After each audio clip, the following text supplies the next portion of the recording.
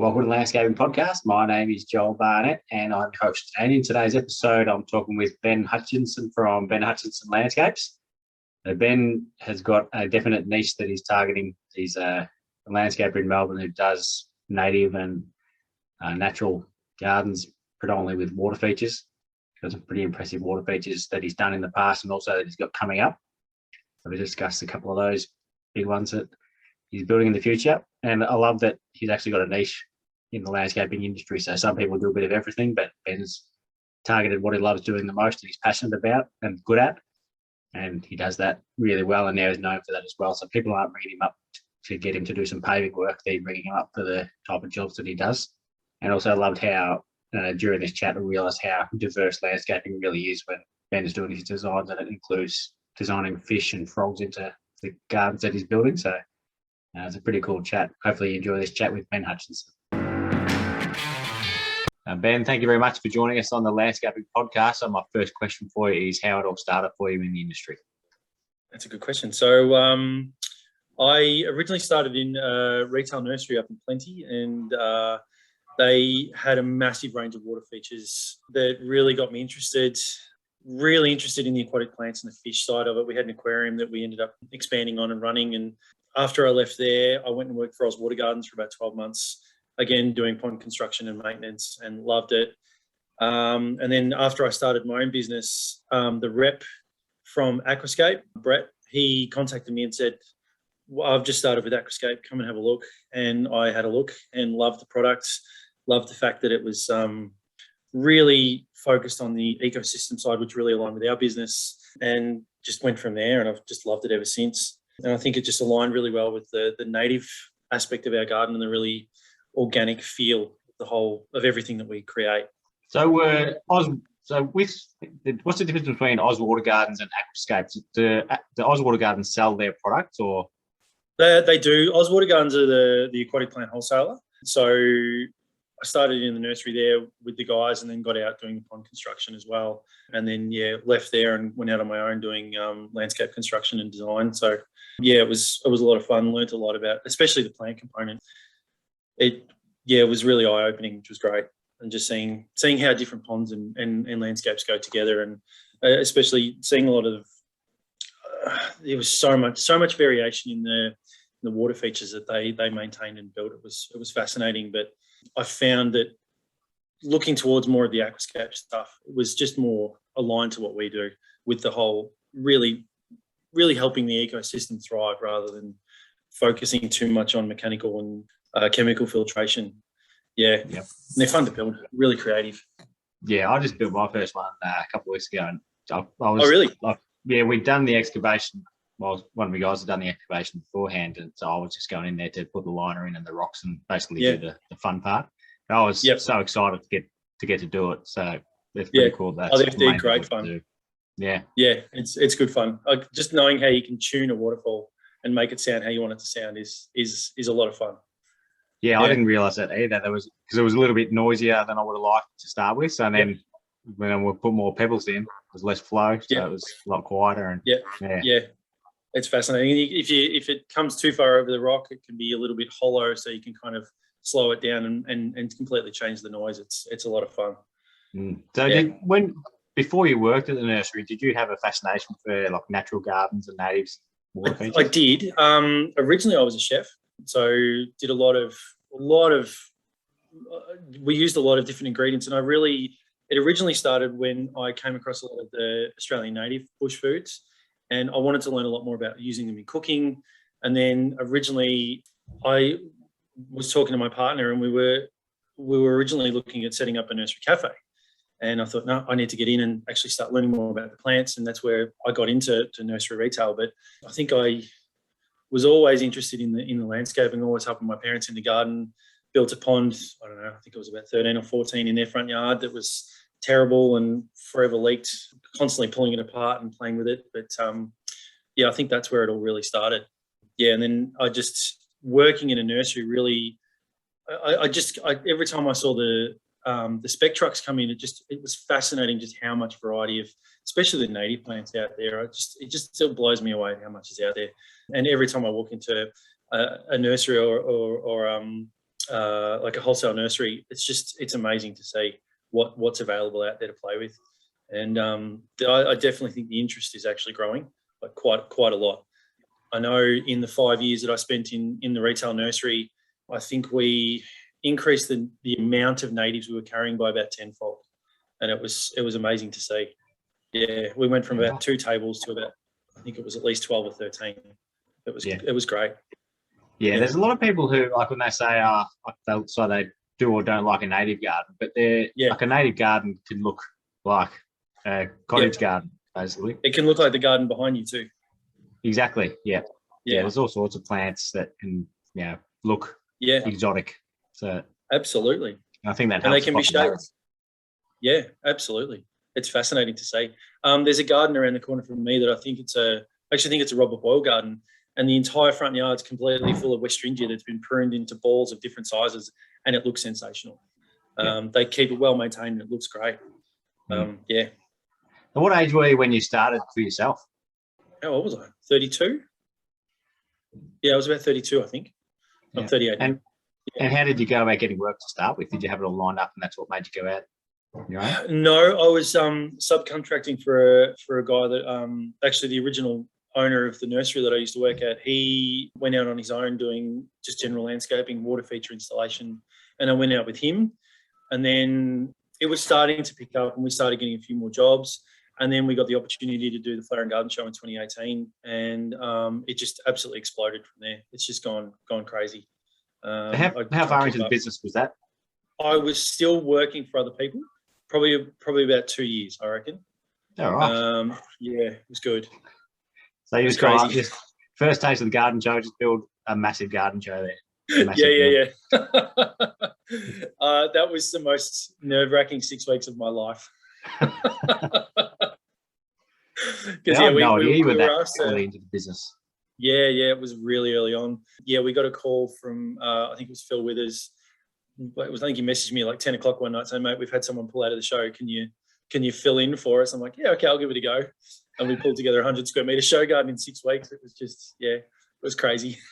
So what was that experience like for you? Amazing. The show was just phenomenal. Just getting to talk to the general public was just fascinating about the general interest of everyone with the garden and how much they liked it. And from a networking perspective, that was just one of the most amazing experiences. I was just blown away at how friendly and helpful everyone is. It was just I wasn't expecting it, to be honest. It was amazing.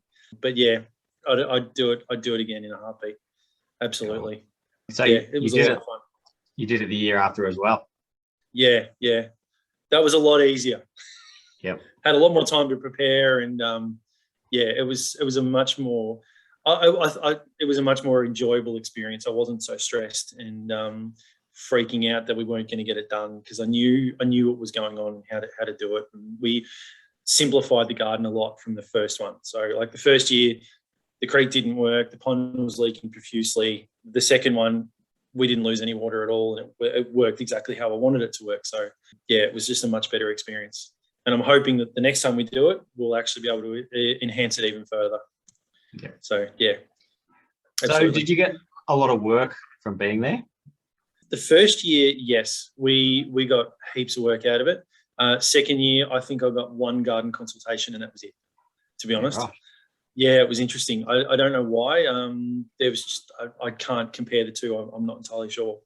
I heard a lot of the other designers that were there saying very similar things, that they didn't get much interest either. I just think it was an off year, to be honest. Yeah, right. Yeah. That's crazy. So, but did you, like you said before, did you find the industry contacts you made with it? Have you? You've got work from amazing. There? Yeah, amazing. Yeah, just heaps of all over the place. It's been really good. Yeah, did a couple of jobs for Phil with us just late last year, which were interesting. One was on a rooftop and it was really, really fun to do. Having to crane everything onto the roof, that was great fun. But yeah, that was good. So yeah, it's been good. So you designed both of those gardens as well. Have you done any design training, or was it just stuff you learned? Yeah, so I did a diploma of landscape design at Swinburne, and then before that I'd done a diploma of horticulture at what was in MIT, now Melbourne Polytech. Yeah, I loved both courses. They were great. I got so much out of the landscape design course. I really liked the fact that it was really heavily focused on sustainability and knowing where all your materials come from and the wastage behind them. And before that, I didn't know how recyclable things like concrete were. I thought it was all just thrown away, but to find out that it's 100% recyclable was absolutely fascinating to me. So things like that, I got a lot out of. And yeah, again, lots of industry contacts out of that as well. Yeah, I got a lot out of it. It was really good. Now, going back to the garden show, you said you'd do it again. Yep. So have you got like a design in mind that you were thinking of if you were going to do it, or have you got a year that you're thinking of? I'm thinking about 2024. Hopefully, I have got a loose idea in my head. I've got a couple of ideas that I want to kind of combine, but yeah, it's very loose at the moment. Yeah, I just think I need to give myself a good couple of years to get things grown on and actually prepare properly. Yeah, I think you need that time. Absolutely. And what about staff? I saw you recently looking to add someone to your team. What sort of staff makeup have you got at the moment? So at the moment, I've got a full-time designer and construction support, and I've got 2 casuals at the moment. We're still looking for landscapers. I could happily put on 2 qualifieds at the moment. We've got a ton of work coming up, so yeah. And with your style is like a native, natural kind of theme about it. Do you have to knock back work when people are calling up? Do you see what they're like? I have been knocking back work. Sometimes, yes. There's absolutely jobs that I definitely knock back. If they're just looking for paving and retaining walls, no, I won't touch them. I don't do any retaining walls at all. Everything we do is all natural rock work, just embankments and really naturalise the slopes on the block rather than harsh straight walls. But it's the people that are getting in touch with us nowadays are really, really changing. We're getting less and less of those people and more inquiries about exactly what we do, which is great. So a lot more water features, really native inspired gardens. A lot of the ones that have been coming through recently have had a lot of edible components as well. So people, I think, are really more conscious about just getting out in the garden and actually being able to produce a little bit of their own food, which is fascinating to us as well. So yeah, that's where it's going, which is great. Are you doing other design work other than Phil Withers? I did a couple, but I probably won't do any more, just because I like having more control over the landscape and actually what's involved. Yeah, we did a couple last year that, they came together well, but we weren't overly happy with them because they weren't too much of our style. So yeah, I probably won't do any more. What sort of, do you have your own machinery as well for moving the rocks around? No, so I got a really good subcontractor. He's got a couple of 5-ton excavators. I've been working with him for 4 years now, and he's excellent with his rock work. And if there are any small jobs, he's got a 2-ton, or we just dry hire equipment, just a little 1.7 or something like that. Yeah, it's just easier that way. It takes a little bit more time, but yeah, it's just easier. Yeah, I'd love to, but no. Yeah, it's one of those things it's easy to justify hiring it. But like some businesses would say they would use it more if they had one than what they do. But I imagine you use it fairly regularly on your jobs. Yeah, I would, but every job, it's totally different. Like I had a look at a job this morning that we're probably going to need an 8 or a 10-ton excavator on. There was a 1.5 million litre pond rebuild down in Narre Warren. So to dig it out efficiently, we've got to get a big machine in to do it. So yeah, probably even a 16-ton might be a better option, just if we can get it in. It's huge. It's huge. It was 650 square metre surface area. It was massive. Yeah, so it's great fun. That's insane. So when did were you doing those kind of size jobs before the garden show, or was it they just no, they were all tiny. Yeah. Just a little backyard renovation or some planting and that kind of thing. And the guy I was working for, he was doing some bigger jobs, but nothing like that. No, they've only really started happening in the last 18 months, I think. Yeah, which has been, I think it's been a good transition, to be honest. So just getting our feet on the ground, getting the smaller jobs in, and then actually working up to the bigger ones. So the next one, we've got a 40,000 litre pond going in with a 3 metre high waterfall. We've got to pull 300 cubic metres of soil out before we can even start digging the pond, just because it's right up against the house and the site cut was done differently. And yeah, it's all fun. But yeah, I think the next job will be the biggest one so far, which would be good. about a third of an acre, which would be nice. It's good fun. It's a little one. Only Do you do any natural pools as well? Or, no, I don't. They're just more large ponds, really. Yeah. To be honest, and if the client wants to swim in them occasionally, that's entirely on them. But no, not dedicated recreation ponds. No. and how does the pool fencing requirements work? Is it if it's a water feature, then you don't need it, or is it the 30 centimetres Well, do need? No. Well, according to the VBA, ponds don't need a pool fence at all. There's no depth requirements unless the council has a specific depth requirement. But yeah, as far as I know, there's no fencing requirements for an ornamental pond. Yeah.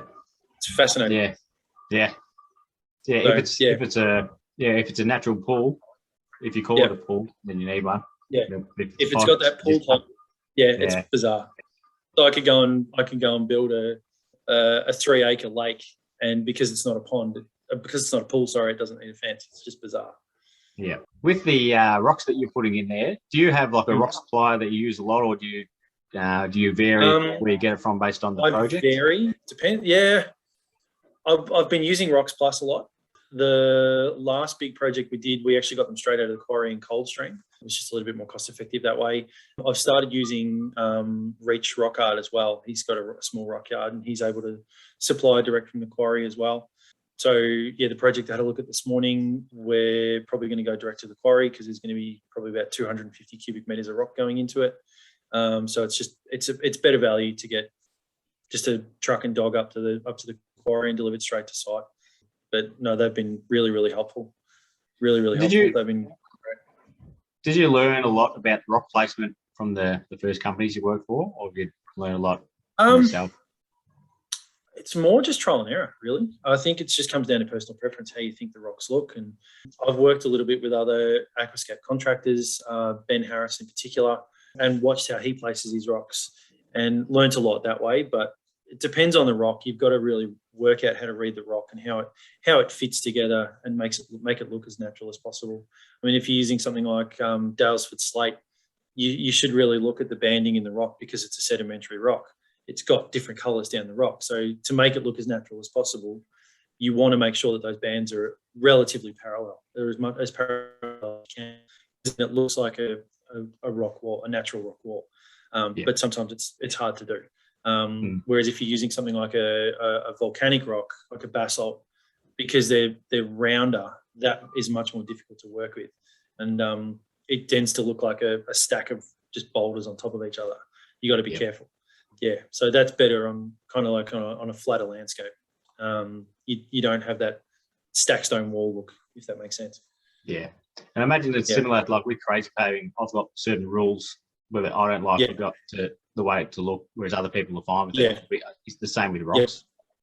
Oh, absolutely. I've seen a lot of rock placement that I can't stand, and then others that I look at it and go, that looks absolutely incredible. There's actually the owner of Aquascape in Australia, Patrick. His rock work is phenomenal, and I don't think I've ever seen a bad pond. It's just so organic, and it really fits into the landscape beautifully. And it doesn't. I think you need to really offset it and soften it off with a lot of planting as well, to make sure that it's not so heavy. I know with the creek in our backyard, when I first built it, it was just 18 meters of rock and pebble, and now you can't see half the rock because it's all grown over, and it just really softens it off and makes it look like it's been there a lot longer than it already has. Yeah. Going back to the Aquascape guys, they're in Queensland, is that right? Yeah. Did you go up there to do like a massive pond build that they did? I missed out on it, unfortunately. I was too busy at the time, but yeah, they built one. I think Lake Gawler it's 11 million litres. That's an acre and a quarter.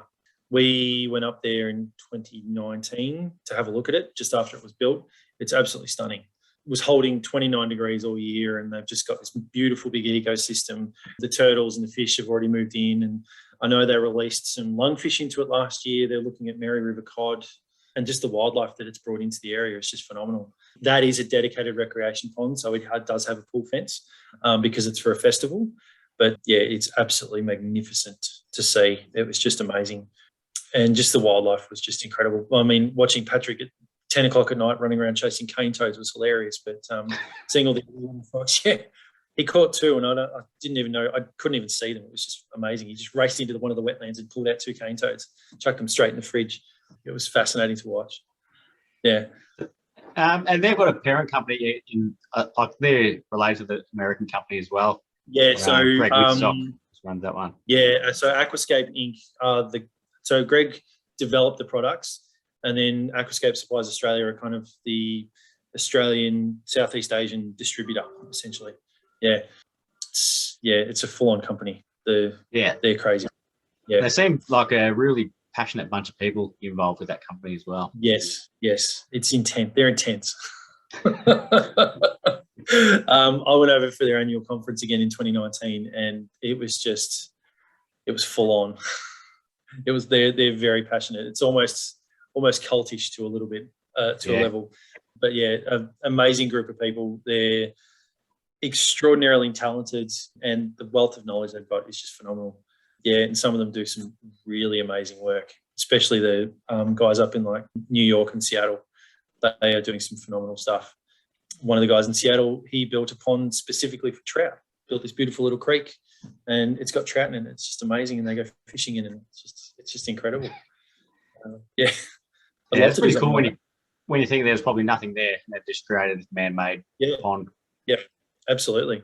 It's just amazing. So yeah, but they've got a massive recreation pond out the front of the office, and it's awesome. Unfortunately we can't have koi here, but they've got these beautiful big koi that just swim around in this pond, and they go for a swim in it. It's amazing to see. Geese nesting on the roof of the building. It's just crazy.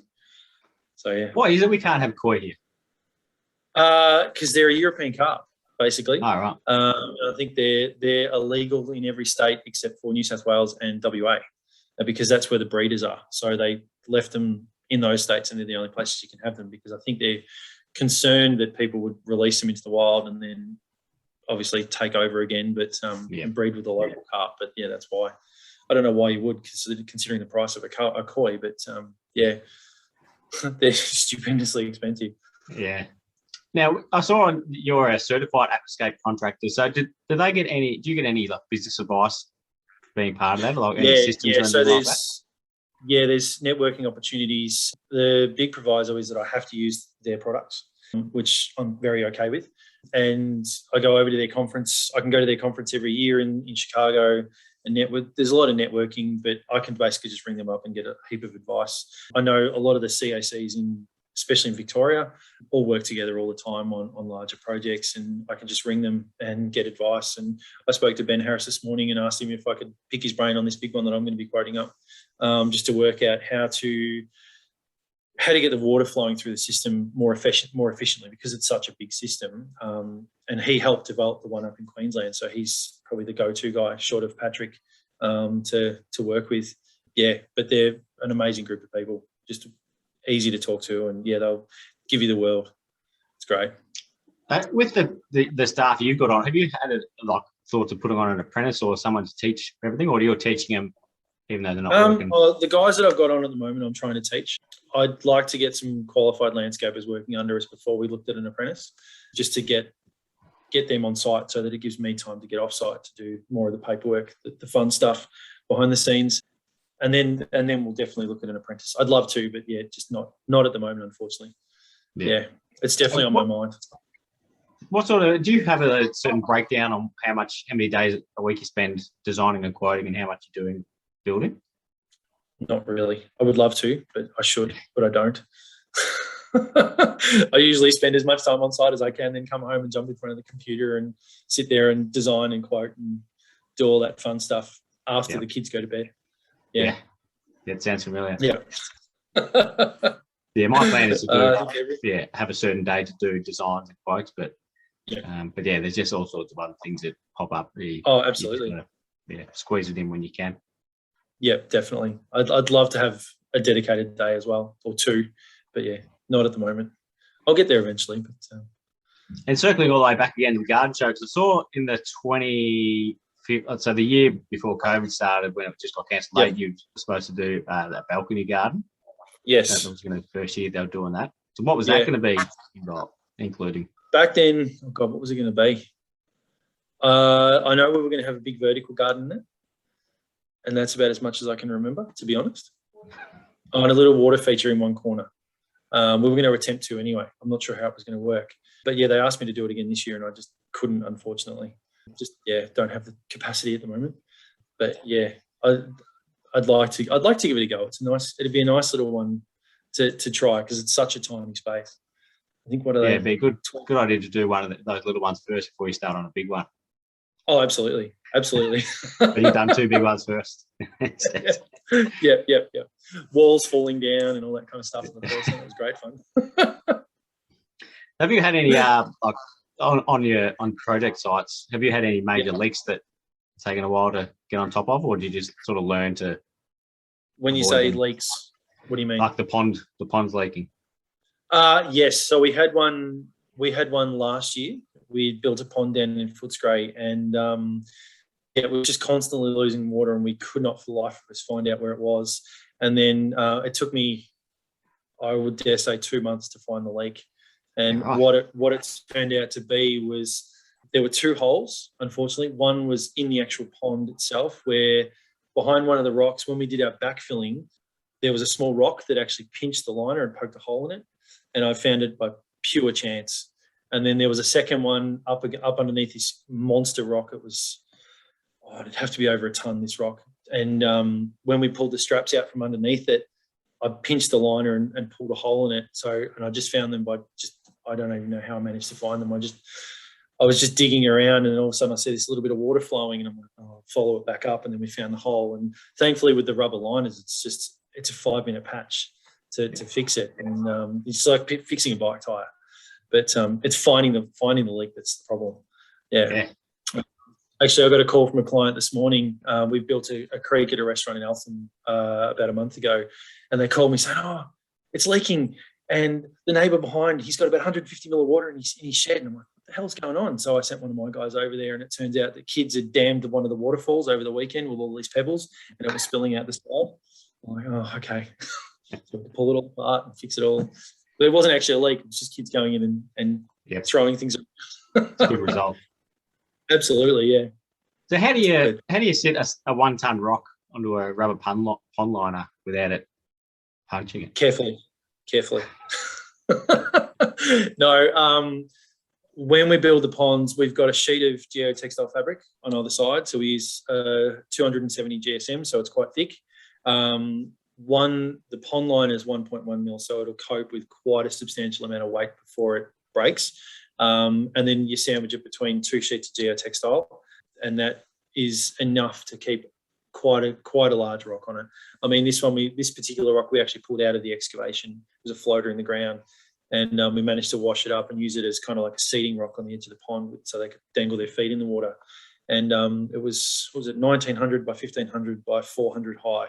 And we managed to set it perfectly, and we didn't need to move it, thankfully. But yeah, you just need to take your time, especially with those big rocks, and make sure that when you sling the rock up, it's sitting in a position that you know it's going to go straight down and not move. And it just takes time to work, and each rock's different as well. I mean, with Highland slate, because you've got nice flat surfaces, it sits really well. But if you go to a volcanic basalt, it's going to move around. So you need to work out how you're going to chock it, and make sure if it's got a little bit of a bowl in the bottom of it, you can kind of create a little bit of a depression to sit it in first, just to make sure it doesn't move. Yeah. Yes. I just doing like the one I did was I think 3 meters long and about, I don't know, 800 mil wide. And even just working out that, like how the rocks were all going to sit. It blows me away how you do the bigger ones. Just time. That's all it is. Just practice. Yeah. I mean, we've got the one we built in our backyard. We did in about a week. It's about 15 meters long. I had a 5-ton excavator, and we just managed to really just smash it in. I've got the advantage. I know the rock, but it came together quite quickly. They can come together really quickly, and then other times it takes forever. You look at a waterfall and go, I don't like that. You pull it all apart, you start again, or you tweak it a little bit, and it just takes forever. But it's just time and practice. With your passion for fish as well, do you include fish in any of your designs? Yeah, try to. We try to keep it to native as possible. So Murray River rainbow fish, pygmy perch, anything, if people want anything larger, probably go to silver perch or golden perch. And I'm trying to get some. It's an indigenous fish called a common jolly tail. They're in the salmon family. They grow to about 15 to 20 centimeters at most, and they sit on the surface and school really nicely. So I'm trying to source some of those at the moment. But the rainbow fish do sensationally well. Super hardy. Eat so much of the mosquito larvae if you get it in the pond. You just got to be careful with frogs though, because they'll eat the eggs. That's the only, and the tadpoles if you're not careful. But it's just a matter of almost creating little pockets of planting that can protect them so that the fish can't get in. But they breed like rabbits. It's crazy. We did a pond in Upway August, September last year, and we put some rainbows in it just before Christmas. They've bred 3 times already. And the school looks sensational. There's like 100 little rainbow fish just swimming around in this pond, and it looks fantastic. They awesome. They stick together. Yeah. It just makes it even more fascinating how diverse landscaping is. everything that's included within landscaping. You're designing fish into your projects as well. Have to. and frogs. Yeah. Just creating little pockets for frogs and knowing the plants that they prefer to lay their eggs on. Like they go nuts for milfoil. It's a fluffy little native plant that sits above the surface, and every time I put it in a pond, that's where they'll lay their eggs if they're around the area. It's amazing to see. And you can also create habitat for the local bugs as well. Just creating little hollows in amongst the rockwork for mosquitoes, dragonflies and damselflies to breed in, and they're again amazing for keeping the smaller bugs and pests under control. And then you get dragonflies flying around the area, and everyone loves the dragonfly. I know everyone I talk to, I'm like, oh, I love the dragonflies. We get so many of them around the pond, and it's great to hear. But yeah, designing for those kind of things is a lot of fun. Yeah, like pobblebonks, you need large space for pobblebonks because apparently their egg float can reach 1.8 meters across. Like that's crazy. Like that's a stupendous amount of eggs. That's I couldn't imagine that. It's a frog, yeah. The banjo frog. I had to think then. So things like that you need to consider. If they're in the area, you need to have a big enough area if they're going to breed. I mean, we've got one in our backyard, but I think he's on his own. So thankfully, because I don't really want that many tadpoles in the backyard. But it's fascinating. Yeah, and again with the frogs, they just turn up. I don't even know where they come from. We had one species locally, and now we've got 5 in the backyard after we put the creek in, and it's just amazing to see. They're deafening. But have you got any bodies of water anywhere near your place? My neighbour has a hole in the ground full of typha, the bulrush, but that's about it. But other than that, I think we're about a 15-minute walk from the local creek, which is Diamond Creek. I've never heard a frog down there, so I don't know where they're coming from. It's just amazing. They just appeared. It's just crazy. And then I'm finding them everywhere. The more people experience the nature kind of thing, like with the insects and the frogs and the fish, the more people enjoy it, I reckon. Emmeline Bowman was, she's like pretty passionate about that as well. Like the garden show she built at the bug hotels. And I saw just last week, awesome. I think she had a pot that she was given and she put it in the ground because it's too small for plants. I did see that, with the striped marsh frog in it, Yeah, so the frog just started living in it. It was crazy. The more I experience it, the more fascinated I am by it as well. Yeah. It's amazing what's out there to learn. It's just crazy. Like even just with the insects that live in a pond, it's incredible to see. Just the different beetles and the midge larvae, and I've got all these little black grubs on all the waterfalls at the moment. That's a black fly, and it's a good sign of really good high oxygenation in the water, because if there wasn't, they wouldn't be there. So I know that the system's really healthy because they're there. But then they're a good food source for the bigger bugs, and then small frogs and birds that'll come and pick all the larvae off. It's amazing. I think we've tripled the amount of bird life in our backyard after we finally got around to actually landscaping our backyard. So it's crazy. It took years. It's a dust bowl for too long. Other than that massive project that you're coming up, what's on the agenda for this year and in the future for Ben Hutchinson Landscapes? Good question. a whole heap of projects. We're starting to design one for property up at Halls Gap, which they'll be building hopefully later in this year, and then we can get up and build it next year. I'm working with a couple of new builds and renovations to do the entire garden at the same time. Sorry. Yeah, we've got a big project coming up in Heathmont, one in Templestowe, and I cannot think of wherever else we are. I can't even think of where we are, to be honest. There's too many going on. Yeah. So it's good. I've started working with one in Beaumaris that won't be built till 2024. So yeah, it's a knockdown rebuild that we need to be very careful of all these beautiful trees that are around the area, and they want to really bring the garden into the house. It's going to be this big, beautiful, environmentally sustainable house. It's going to look amazing. All these beautiful big glass windows at the back that they want to bring a pond right up to, and the next door neighbour's got this monstrous swamp mahogany that they want to really kind of bring into the garden. It just looks, it's going to be cool. So yeah, that's where we're going at the moment. So yeah, sounds pretty cool. It's good. It's fun. Oh, Ben, thank you very much for taking the time to come on today, and I love what you're doing. So thank you very much for sharing that as well. Pleasure. No worries.